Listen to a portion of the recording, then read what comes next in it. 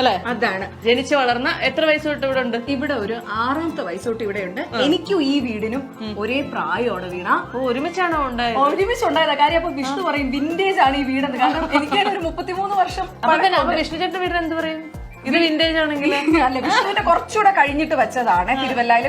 വിഷ്ണുവിന്റെ മറുപടി പറയാൻ താല്പര്യം ഉണ്ട്. അവരുടെ പുറത്ത് ഇറങ്ങി വരുന്നുണ്ട്. ബാ ചേട്ടാ, അതുകൊണ്ട് തന്നെ വീണ ഒരു 33 വർഷം പഴക്കമുള്ള ഒരു വീടായിട്ട് വേണം ഇതിനെ കണക്കാക്കാൻ അല്ലെ? പിന്നെ കല്യാണം കഴിഞ്ഞിട്ട് ഞങ്ങൾ ഒന്ന് റിനോവേറ്റ് ചെയ്തായിരുന്നു. റിനോവേറ്റ് ചെയ്തപ്പോഴും ഞാൻ മനസ്സിൽ കണ്ടത് ഇത് മൊസൈക്ക് ആണ് ഇതിന്റെ തറ. ഇപ്പൊ മൊസൈക്കിന്റെ പ്രൊഡക്ഷൻ ഇല്ല.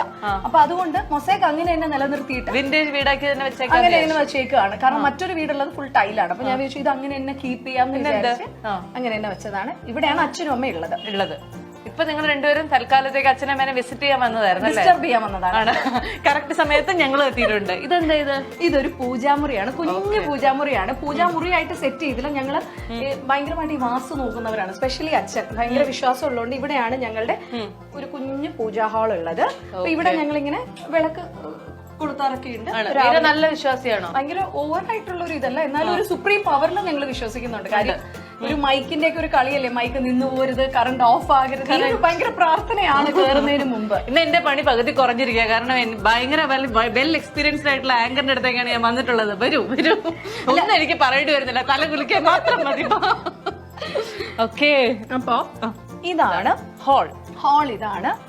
ഇതെല്ലാം എനിക്ക് കിട്ടിയതാണ് കേട്ടോ. വീണ ഈ ആങ്കർ എന്ന് പറയുന്നതിന് മുമ്പ് 3 വയസ്സ് തൊട്ട് ഞാൻ എന്റെ പരിപാടി തുടങ്ങി കഴിഞ്ഞു. ഞാൻ ആക്ച്വലി ഇതെല്ലാം ഇതിൽ ഒന്നും പ്രൈസ് കിട്ടാത്തായിട്ടുള്ള ഒരു സാധനങ്ങളും ഇല്ല. ഇതെല്ലാം ഗിഫ്റ്റ് കിട്ടിയതാണ്. പിന്നെ ജീവിതത്തിൽ കിട്ടിയ ഒരു ഗിഫ്റ്റും കൂടെ ഇവിടെ അച്ഛൻ എടുത്ത് വച്ചിട്ടുണ്ട്. അതുകൊണ്ട് എന്തെങ്കിലും പറയാനുണ്ടോ? ഞാനിപ്പോ മൗനം പാലിക്കുന്നു. ഞാൻ കുഞ്ഞിലെ മുതൽ ഡാൻസ് ആയിരുന്നു, പിന്നെ കഥകളിക്ക്, മോഹിനിയാട്ടത്തിന്. യൂട്യൂബ് കൊടുത്ത പ്രൈസ് ഒരു ഇരിപ്പുണ്ട് ഗൈസ്, കണ്ടില്ലേ? കാരണം ആകെപ്പാട് അന്ന് നിർത്തിയതാ, പിന്നെ തുടങ്ങിയിട്ടില്ല വ്ളോഗിംഗ് ഒന്നും. അതിൽ ഏറ്റവും ആദ്യം കിട്ടിയ ഗിഫ്റ്റ് ഏതാന്ന് ഓർമ്മയുണ്ടോ? ഇതായിരുന്നു എന്റെ ഫസ്റ്റ് കോമ്പറ്റീഷൻ. ആണോ? 98 കേട്ടോ. ഇപ്പൊ എത്ര കാലമായി? 2008. 18. എന്തിനാ വെറുതെ കണക്കിൽ പണ്ടേ ഭയങ്കര പുലി, അതുകൊണ്ട് വെറുതെ ഇതൊന്നും പറയല്ലേ. ഇതിന് കിട്ടിയ ഒരു കുഞ്ഞു ട്രോഫി ഉണ്ടായിരുന്നു. അതാണ് അവിടെ ഉണ്ട്. അത് കഴിഞ്ഞ് പിന്നെ കഥകളിക്കും മോഹിനിയാട്ടത്തിനൊക്കെ സ്റ്റേറ്റിൽ കിട്ടിയതാണ് ഇവിടെ മൊത്തം വച്ചേക്കുന്നത്. ഇത് കഥകളിയുടെ. അപ്പൊ പലരും വിശ്വസിക്കില്ല കഥകളി. പണ്ടേ ഒരു സകലകല വല്ലഭയായിരുന്നല്ലേ? ഡാൻസിലായിരുന്നു.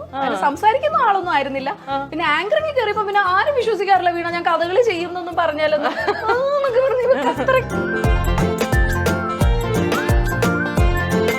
ഓക്കെ, അപ്പൊ ഇതിനിടയിൽ നമ്മൾ വേറൊരു മുറി കണ്ടു. അവിടെ എന്താ നടക്കുന്നത്? ഇത് ആക്ച്വലി ഇതിനൊരു കഥയുണ്ട് വീണ. ഇത് ശരിക്കും പറഞ്ഞാൽ ഇത് അമ്മൂമ്മയുടെ റൂമായിരുന്നു എന്റെ. 11-12 വർഷത്തിന് മുമ്പാണ് മരിക്കുന്നത്.